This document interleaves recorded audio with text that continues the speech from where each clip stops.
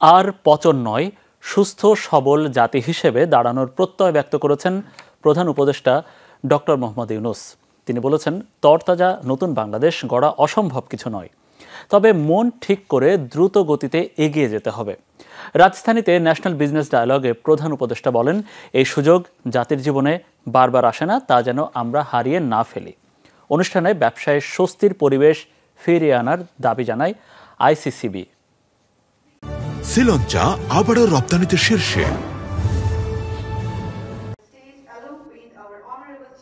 International chamber of commerce Bangladesh বা আইসিসির আয়োজনে ন্যাশনাল বিজনেস ডায়ালগ প্রধান অতিথি অন্তর্বর্তীকালীন সরকারের প্রধান উপদেষ্টা ডক্টর মোহাম্মদ ইউনূস। রাজধানীর একটি হোটেলে এই অনুষ্ঠানে অংশ নেন দেশের শীর্ষ ব্যবসায়ী ও ব্যবসায়ী সংগঠনের প্রতিনিধিরা। সবার দাবি, যে কোনো মূল্যে ফিরিয়ে আনা হোক ব্যবসার পরিবেশ, বন্ধ হোক চলমান অস্থিরতা।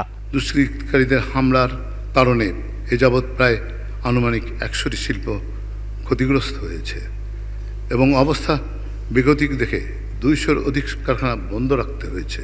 যৌথ বাহিনীর অধিকতর উপস্থিত সার্বক্ষণিকভাবে নিশ্চিত করার জন্য আপনার কাছে অনুরোধ জানাচ্ছি। ডায়ালগে বলা হয়, আগের সরকারের সুযোগ নিয়ে কিছু ব্যবসায়ী রাতারাতি বিলিয়নিয়ার হয়ে দেশের সুনাম ক্ষুণ্ণ করেছেন। কম মজুরি এবং অদক্ষ শ্রমিক নিয়ে সামনে এগোনো যাবে না। আমাদের দেশে একটা প্রবলেম হলো কি, সবাই ব্যাংক থেকে টাকা নেবে। পৃথিবীর কোনো দেশে যারা ব্যাংক নির্ভর কিন্তু ফাইন্যান্সিং বা ইন্ডাস্ট্রি হয় না। যারা ছোট ঋণ নেয় তারা চিন্তা থাকবে শোধ করবে, আর বড় ঋণ যারা নেয় ব্যাংকারে চিন্তা থাকে কিভাবে ওরা তাদেরকে ধরবো। কিছু ব্যবসায়ী শিল্প মালিক বিগত সরকারের আনুকূল্যে নানা দুর্নীতি ও অনিয়মের মাধ্যমে রাতারাতি বিলিয়নিয়ার হয়ে গেছেন। তারা আপনাদের এবং দেশের সুনাম ক্ষুণ্ণ করেছেন। আপনারা সবাই মিলে যেভাবে ছোট থেকে বড় হয়ে আস্তে আস্তে বড় উদ্যোক্তা হচ্ছেন, ন্যায় নিষ্ঠার পথ ধরে, সেটাই আমাদের সবার কাম্য। নতুন বাংলাদেশ গড়ার প্রত্যয় ব্যক্ত করে প্রধান উপদেষ্টা বলেন, জাতির জীবনে বারবার সুযোগ আসে না, গড়তে হবে নতুন বাংলাদেশ। যে কটা দিন আমরা একসঙ্গে কাজ করতে পারি, এই নতুন বাংলাদেশের জন্য যা আছে তাই করব। আমরা সেই অতীতের পচা বাংলাদেশ থেকে আমরা একটা নতুন তরতাজা বাংলাদেশ সৃষ্টি করেছি। এই সুযোগ জাতির জীবনে বারে বারে আসে না। চিন্তা করে দেখুন, কি এই সুযোগ? সমস্ত কিছু থেকে আপনি মুক্ত। অতীত আপনাকে আর টানবে না। আপনি নতুনভাবে জন্মগ্রহণ করেছেন, নতুনভাবে অগ্রসর হবেন।